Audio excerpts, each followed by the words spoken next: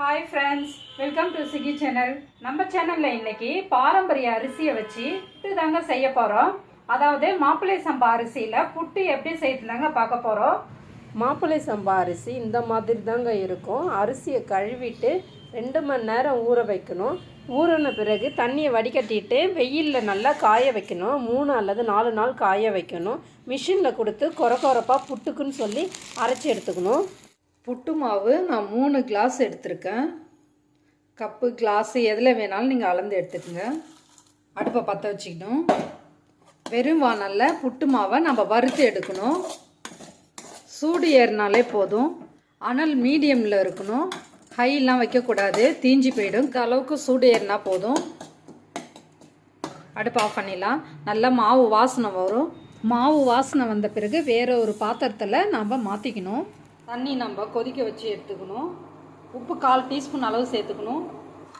உப்பு போட்டு கலந்த பிறகு ஒரு கரண்டியால் எடுத்து வறுத்த மாவில் ஊற்றி கிளறணும். கொஞ்சம் கொஞ்சமாக தண்ணி விட்டு கிளறணும். கை சூடும், அதனால் நம்ம கரண்டியால் கலக்கணும். பச்சை தண்ணியும் ஊற்றி நம்ம புட்டு செய்யலாம். பச்சை தண்ணி ஊற்றினாக்கா புட்டு கொஞ்சம் கல் மாதிரி இருக்கும். சுடுதண்ணியில் செஞ்சால் நல்லா சாஃப்டாக வருங்க. அதனால தான் நான் சுடுதண்ணி சேர்த்துருக்கேன். கொஞ்சம் கொஞ்சமாக தண்ணி சேர்த்து புட்டு மாவு உதிரியாக வர வரைக்கும் நாம் செய்யணும். கையால் இந்த மாதிரி உடச்சி விடணும். மாவு நல்லா சூடாக தான் இருக்கும். கை பொறுக்கிற அளவுக்கு சூடு இருக்கும். மாவை இந்த அளவுக்கு சாஃப்டாக நாம் கலந்து எடுத்துக்கணும். உதிரியாக தொட்டு பார்க்கும்போதே நமக்கு மாவு நல்லா சாஃப்டாக இருக்கும். லேசாக அப்படி பிடிச்சாலே இந்த மாதிரி கொழுக்கிட்ட மாதிரி பிடிக்கிறதுக்கு வரும். உடைச்சாலே இந்த மாதிரி உதிரும். இதான் கரெக்டான பதம். 3 கிளாஸ் புட்டு மாவுக்கு 2 கிளாஸ் தண்ணி கரெக்டாக இருக்குங்க. தேங்காயை துருவி எடுத்துக்கணும்.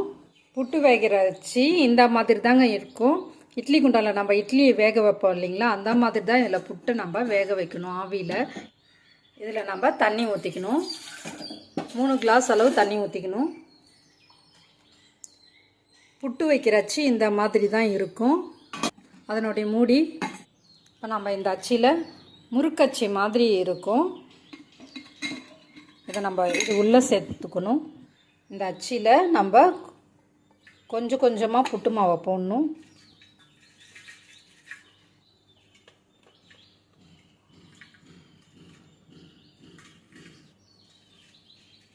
தேங்காய் துருவல் கொஞ்சம் எடுத்துக்கணும். இதில் சேர்த்துக்கணும் தேங்காய் துருவல். மறுபடியும் புட்டு மாவை எடுத்து சேர்க்கணும்.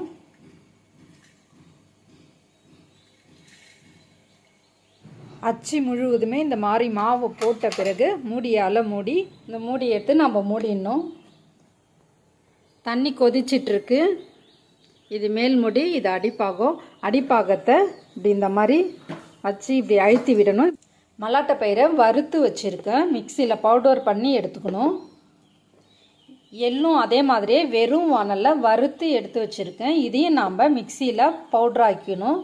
ஏலக்காய் ஒரு 5 வச்சுருக்கேன். இதையும் நம்ம தட்டி எடுத்துக்கணும். இந்த மாதிரி புட்டு அச்சு இல்லாதவங்க இந்த மாதிரி இட்லி குண்டாலே நம்ம வேக வச்சு எடுத்துக்கலாம். 5 நிமிஷத்துலேயே புட்டு வெந்துடுங்க. புட்டு வெந்துட்டுனாக்கா தொலை வழியாக ஆவி வரும். அப்போ நம்ம புட்டு எடுத்துடலாம். புட்டு அச்சியில் அடிப்பாகத்தில் மத்தோடைய காம்பு இல்லைனாக்கா கரண்டியை வச்சு இப்படி தள்ளனிங்கன்னா அழகாக புட்டு வரும்.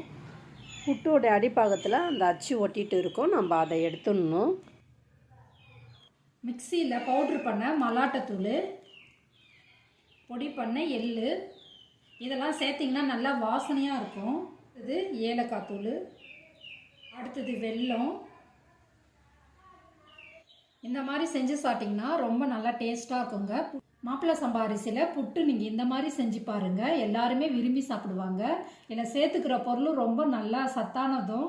அச்சு இல்லாதவங்க இது இட்லி குண்டானில் வேக வச்சு எல்லாமே கலந்து வச்சுருக்கேன். நீங்கள் இந்த மாதிரி கூட செஞ்சு சாப்பிட்லாம். இது இட்லி குண்டானில் ஆவியில் வேக வச்சுது.